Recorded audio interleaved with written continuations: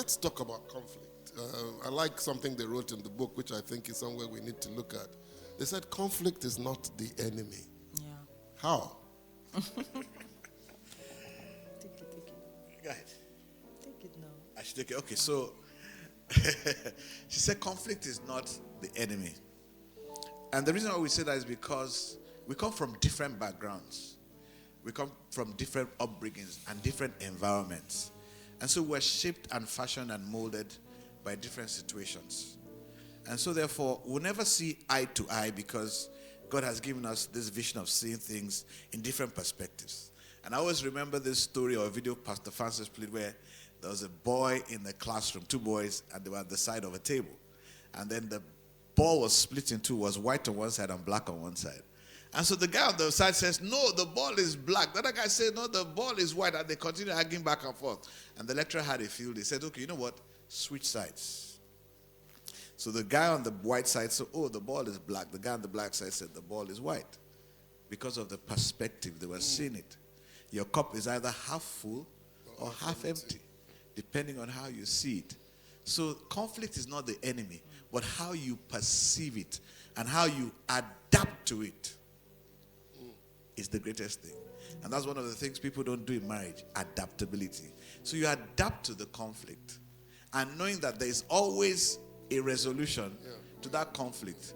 So conflicts are not to make you worse, they're to make you better. And God He institutes it. Very funnily, if you read the Bible very well, when it talks about the Tower of Babel, God instituted conflict, if you understand. You need to understand scriptures. And this is my problem. We don't take scriptures. We read it, but we don't understand it. So they were there. Of course, we know the whole story. They were speaking, and God says, let me institute conflict. And so the conflict came. He understood. Oh, instead of saying my father is my father, confusion broke out.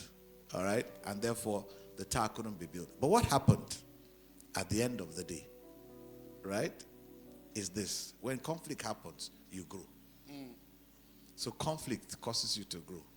And conflict also makes you to look inward and appreciate each other more. So conflict is never your enemy. So when the conflict comes, ask yourself the question, what are we supposed to learn from this conflict and where do we go from here is the most important question. Yeah, so it's the same thing I would say, so that I will not be repeating. So it helps us to grow. We can't, in this life, there's nothing that goes smooth and just be going. There's a problem when everything is just smooth and it's just going. No, you can't grow. Even in your business, you have to have challenges to grow. It's when there are challenges, you say, I need to fix this area. Then you fix it, you see growth. You fix it, as you are fixing those areas that, the gray areas, you begin to see some, growth, some traction. So it's the same thing with your marriage. Our marriages, when we have conflict, and we're able to, we spoke about, infidelity now, different things that we've spoken about in a way. So all those things helps us to know that, okay, this is not how to go about. This is what are the boundaries we need to set? What are the things we need to do to help us to, safeguard this relationship? So it's the same thing. So conflicts come so that we can actually grow. And God even allows it at times for us to move from one level to the other. Because if it doesn't come, you stay where you are. And it will be a comfort zone. So for you to move to the next level, you have to face. So let's see from today that anything that challenges that come our way, marriage, anything, just know that it's just, a step to the next level. It's not a barrier. Thank you. That's the question on intimacy, and then I'll close with money. Yeah. Actually, before there was something I wanted to pull out of this, because there's a lot of conflict everywhere, and that's why people go their ways. I needed you to kind of help with the rules of engagement when you face conflict. Okay. Because a lot of people get in there and they don't know how to get out of it.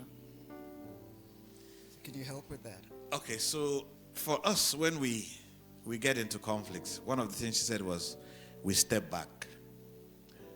Because, I always like looking at it from this primary school level. When you're in primary school, they say, two fighting. Everybody's a madman. But do you know what they do? They separate the two of them from fighting and they say, okay, everybody calm down.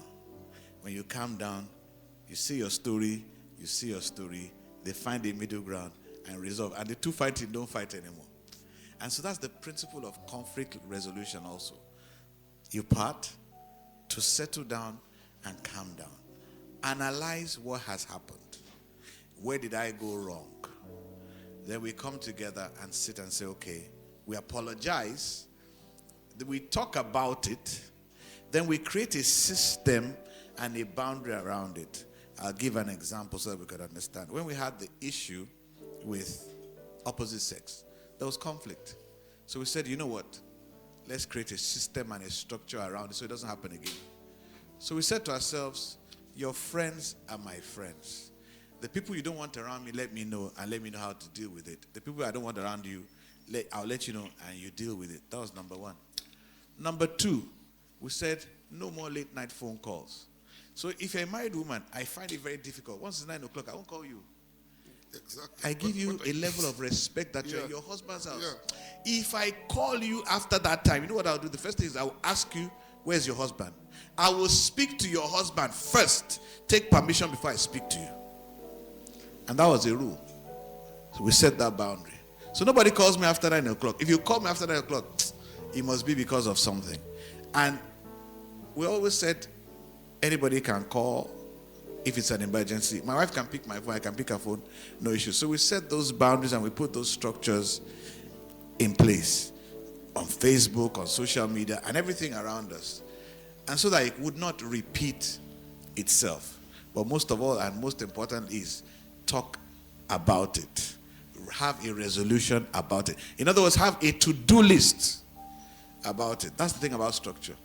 It's not just to speak, but then what are the next steps? Pastor always says action plan so that you can follow through. So it became an imprint in our memories. And it's like a Bible we abided in because it now dwelt within us. So it was a system we don't have to look about. We just run it like that.